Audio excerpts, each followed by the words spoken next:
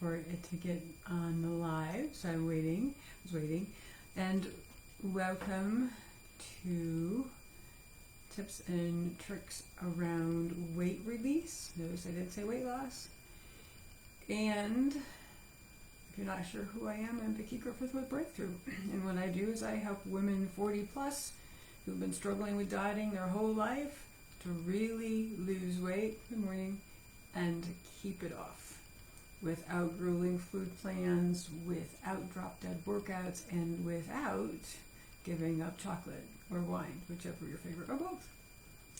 And I am here on Facebook Live rather than my studio this morning, so I don't have all the pretty graphics, because there was a problem with connecting the two. It's fixed, so moving forward, possibly not tomorrow, but moving forward, we'll get this taken care of. So, weight loss traps that are keeping you fat is the topic for today.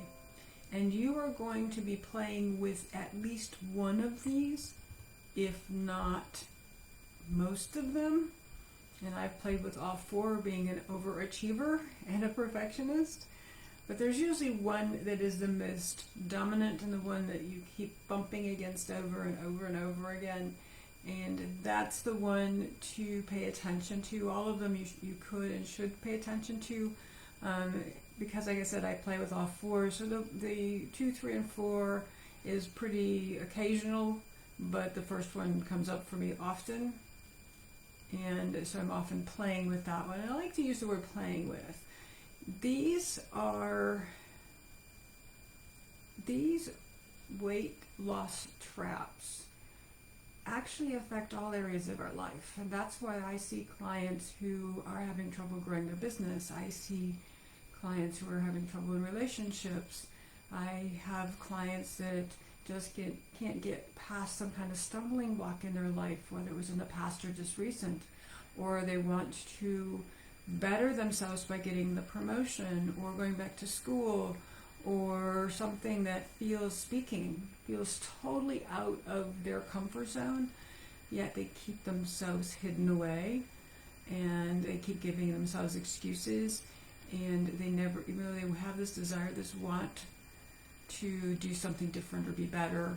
Some people call it going to the next level, kind of an overused term, but yes, that's exactly what I'm talking about. So these areas transfer into all areas of our life, and whatever your belief trap is for weight loss is actually the same one that's going to show up in your life for other aspects, whether it's your career, whether it's making more money, whether it's growing a business, whether it's health in other areas of your life, relationships. It is going to dominate your life unless you know about it. What's going to be amazing is once you learn these, you can start being aware, and awareness is the key to any change. Most people think it's the action. No, it's not. You have to be aware that something's going on. Good morning, welcome.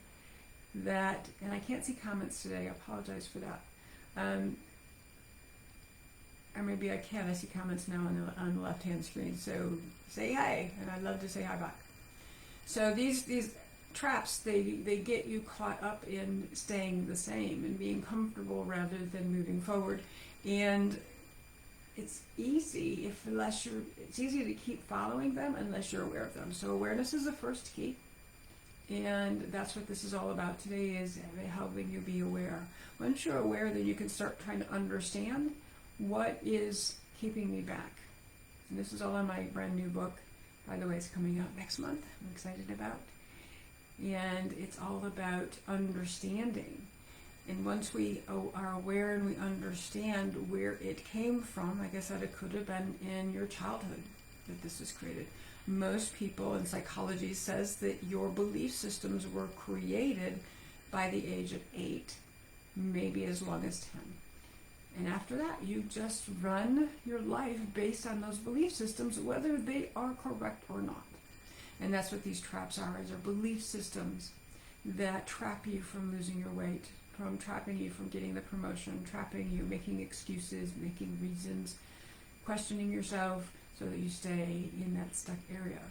And it's really a shame that we still operate by belief systems, but if you're not aware of them, especially belief systems we created as a child, if you're not aware of them and you're not understanding. So it's understanding, where did it come from? You could have just created the belief yesterday. I'm not saying that all your belief systems are created, but incidents and events in our lives also create belief systems or reestablish old ones. So it's just one more story to put in the book, in the chapter, one more chapter of the book of your life that reinforces the old belief system. And then, once you understand it, you can take action. And because you have the awareness, you're able to take more action. And sometimes the action is just to be aware. And then you can take a smaller action step from there about just saying, no, I'm not going down that pathway. I'm not going down that track anymore. And that sometimes that takes, it feels like forever. Sometimes it feels like it's every minute, every second of every day. However, the more you do that, the more your brain will be rewired, because if you don't follow the pathway, the train tracks, the runaway train of thought, if you don't stay on the train that leads you to the action that you don't want, which is eating a dozen donuts or not even applying for the position that's open that you know you could do and be good at, or allowing money to come into your life or through your business, that's going to keep you stuck. So let me share with you these traps. And just because I am speaking this order doesn't mean it's the order for you. As I said, you're going to have at least one that is a dominant, that is the one that oversees everything. You might have two, you might have up to four, but 3 and 4 you don't play with very much. Every now it comes up. And I like to use the expression play because we get so serious about shifting and changing in our lives in general that it feels like these are too steadfast, too strong to move past. And then we start criticizing ourselves, like, why did you do that? What's wrong with you? How come you can't? You should. Finishing all of those sentences, those phrases, just continue the wiring in your brain that is who you are rather than what you want to be. So number 1 is a feeling you're not enough. There's something wrong with you. That very deep down in your core of your being, you are flawed in some way. This shows up for my clients as not enough food because they don't feel like they're enough. I'm too fat. I'm not skinny enough. I am not smart enough. I am not good enough. I am not worthy enough. And this isn't the word you might hear. I'm not valuable enough. What you might be hearing is, they just said to me that I didn't do this report right. So now I feel like I'm stupid, so I'm not smart enough. It comes in for my weight loss clients and realize that all of these things in your life are affecting your weight loss. And I use the word weight loss just because we're talking freely here, but really I recommend you change the wording to release, let go of, shed, get rid of, when you're in the talking space around losing weight, because your subconscious mind freaks out and wants to find it when you say weight loss. But just for us, between us, that's a terminology that people know and understand. So in our weight loss clients, it is, like I said, not enough food. Not enough time, so I don't have the time to fix the foods that I need for my program. So there's a belief system, you have to be in a program to actually release weight. Very ingrained in me that I have to eat during certain times, I have to eat certain amounts, and I have to eat certain foods in order to let go of weight. And the truth is, none of those are true, but those are belief systems that we have. There's not enough cookies in the world. I'll never be enough. I'm always going to be fat, so therefore I'm not acceptable. So those are some words that you might hear yourself saying with this whole not enough, I'm not enough. As I said, these all transfer into all areas of your life. So you're probably saying the same thing in your work, in your business, in finding clients, finding customers, staying in the position that you're in relationships. All of these, what they do is create a reasoning of settling rather than stretching. What I mean is stretching yourself out of your comfort zone. So you settle much more easily, and you give up much more easily. So that's number one, not enough. Two is feeling burdened by the change that you want. So in a promotion, it's going to be, if I get the promotion, I will have to, and you fill in the blank.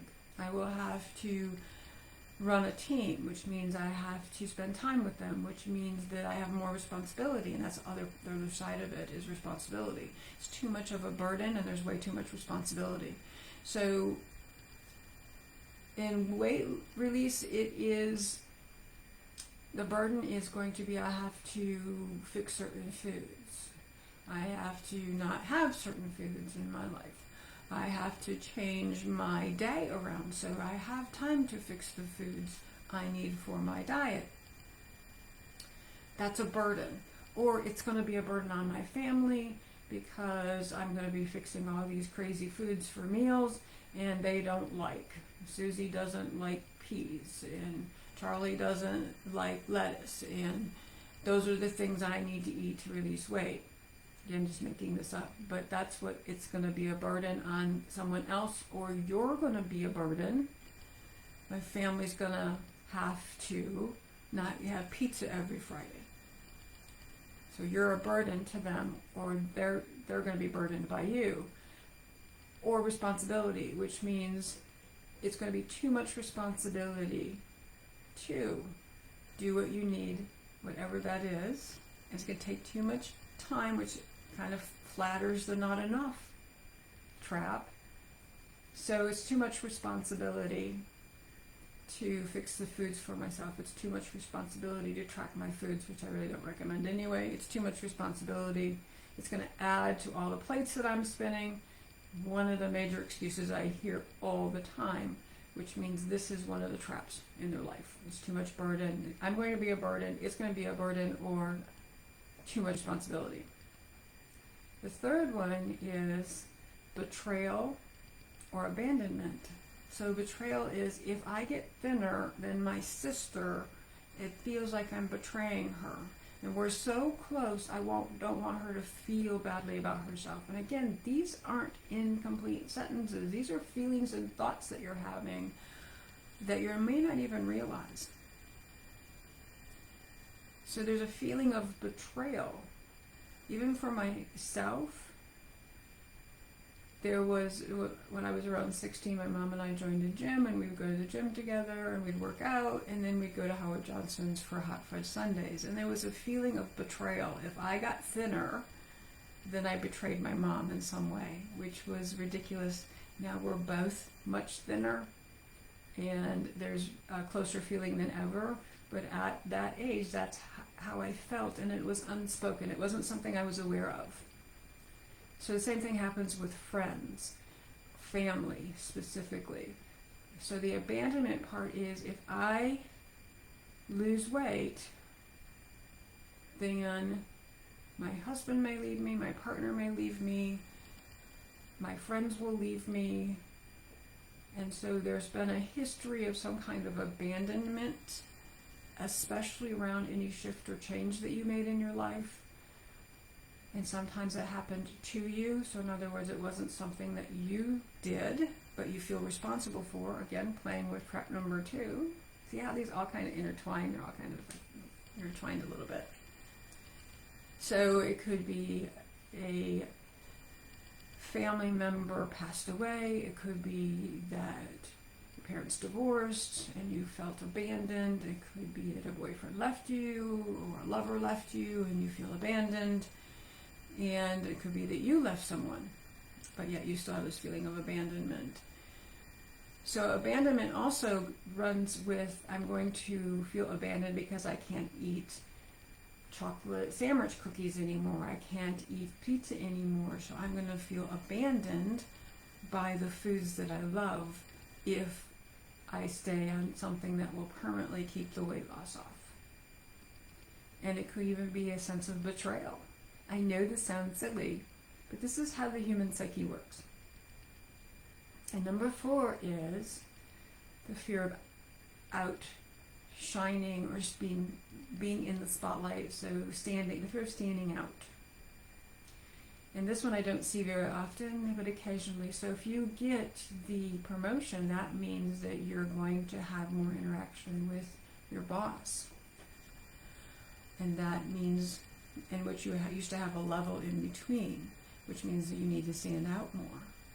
If you get the promotion, then means that you have to stand out more because you'll have a team. If you lose the weight, being thinner means I'll be seen more. And with all of it's like 2 out of 3 women have had some kind of inappropriate sexual action taken upon them. This fear is real about standing out, because that means you'll get attention, therefore you'll get inappropriate sexual advances to you, and therefore it's easier and safer to be fat. So the fear of standing out, again, it could be with family members or it could be with friends. So when I'm thinner, it's a trap of when I'm thinner, I will be the one who gets all the attention in my peer group, and then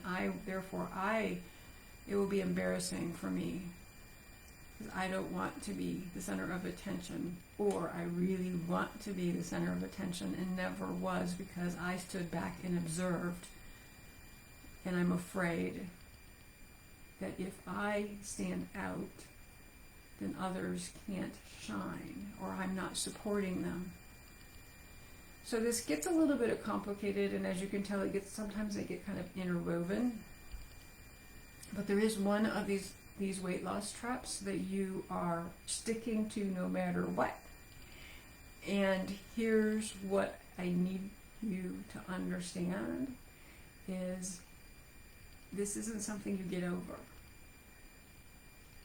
Does that mean you can't be thin and release the weight and keep it off? Absolutely not. It just means that this gives us the playground to play on our entire lives, to continue to heal, release, move through these traps. Because reality is, if you have a desire